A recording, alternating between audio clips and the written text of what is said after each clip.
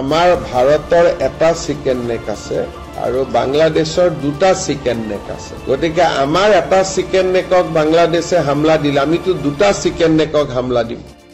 ভারতের একটি chicken neck থাকলেও বাংলাদেশের আছে দুইটি। বাংলাদেশ যদি ভারতের চিকেন স্নেক আক্রমণ করে তবে ভারতও বাংলাদেশের দুইটি চিকেন নেক আক্রমণ করবে। 21শে মে এক সংবাদ সম্মেলনে ভারতের রাজ্য আসামের মুখ্যমন্ত্রী হিমন্ত বিশ্ব শর্মা এই হুঁশিয়ারি উচ্চারণ করেছেন বলে জানিয়েছে ইন্ডিয়া টুডে। বিশ্ব শর্মা মনে করেন বাংলাদেশের চট্টগ্রাম এলাকা মূল ভূখণ্ডের সাথে যে সরু ভূখণ্ডের মাধ্যমে যুক্ত হয়েছে সেটা প্রথম চিকেন নেক।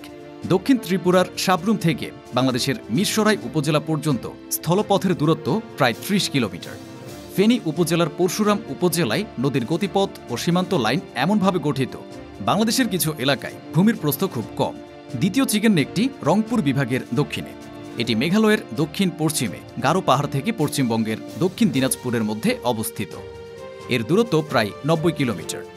ইন্ডিয়া টুডের খবরে বলা হয়েছে বাংলাদেশের লালমনিরহাটে যখন দ্বিতীয় বিশ্বযুদ্ধের সময়কার একটি পুরনো বিমান ঘাঁটি নতুন করে সাজানো হচ্ছে তখন বিশ্ব শর্মা এমন মন্তব্য করেন। ঘাঁটিটি ভারতের শিলিগুড়ি করিডোর থেকে মাত্র ১০০ কিলোমিটার দূরে। শিলিগুড়ি করিডোরের প্রস্থ প্রায় ২২ কিলোমিটার। কয়েক সপ্তাহ আগে প্রধান উপদেষ্টা ডক্টর মোহাম্মদ ইউনুস চীন সফরের সময় ভারতের সেভেন সিস্টার্সকে ভূবেষ্টিত উল্লেখ করে এ অঞ্চলের জন্য সমুদ্রের একমাত্র অভিভাবক বাংলাদেশ বলে মন্তব্য করেন। Called Seven Sisters. They are landlocked country, landlocked region of India. They have no way to reach out to the ocean.